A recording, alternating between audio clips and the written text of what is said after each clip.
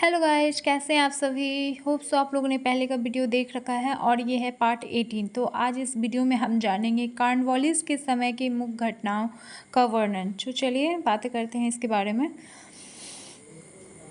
Warren Hasting के चले जाने के बाद बहुत दिनों तक अंग्रेजों ने तटस्थता की नीति अपनाने का सोंग रचा, लेकिन यह केवल दिखावा था।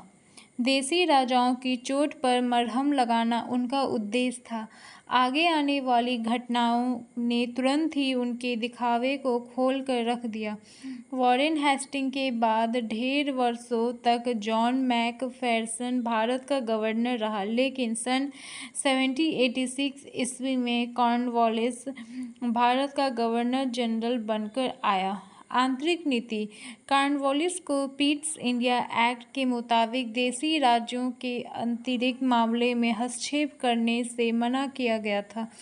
यही कारण था कि कॉर्नवालिस ने शाह आलम के बेटे को सिंहासन प्राप्त करने में सहायता नहीं की और अवध के मामले में हस्तक्षेप करने से महादेव जी सिंधिया को मना किया। लेकिन भारत आने पर कॉर्नवालिस को यह अनुभव हो गया कि वह पीट्स इंडिया एक्ट के नियमों का पालन नहीं कर सकेगा। उस समय टीपू सुल्तान अपनी शक्ति बढ़ाने में लगा था।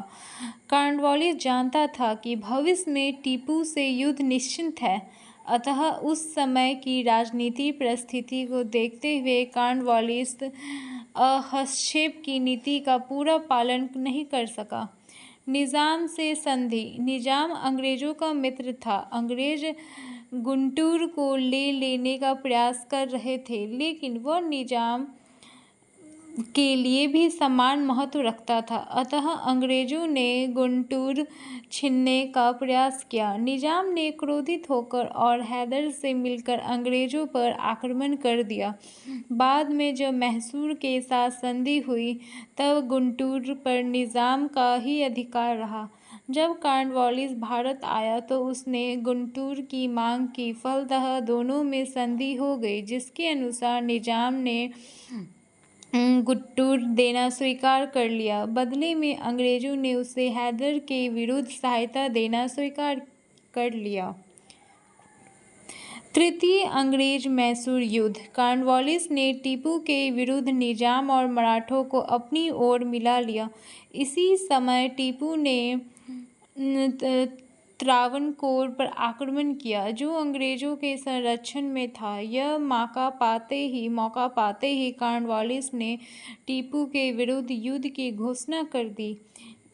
यह युद्ध 3 वर्षों तक चला। आरंभ में अंग्रेजों की करारी हार हुई, लेकिन बाद में टीपू की हार हो गई और श्रीरंगपट्टम की संधि करनी पड़ी।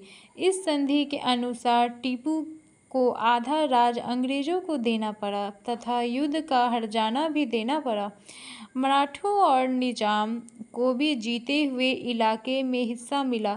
इस प्रकार तृतीय मैसूर युद्ध में कॉर्नवालिस ने मैसूर को पूरी तरह अपने में न मिलाकर अपनी राजनीतिक कुशलता का परिचय दिया, क्योंकि ऐसा करने पर मराठे और निजाम उसके दुश्मन बन जाते। उसने कहा भी था, बिना अपने मित्रों को अधिक शक्तिशाली बनाए हमने शत्रु को पंगु बना दिया। सो गाइज, नेक्स्ट वीडियो में हम जानेंगे लॉर्ड वेलेस्ली के बारे में।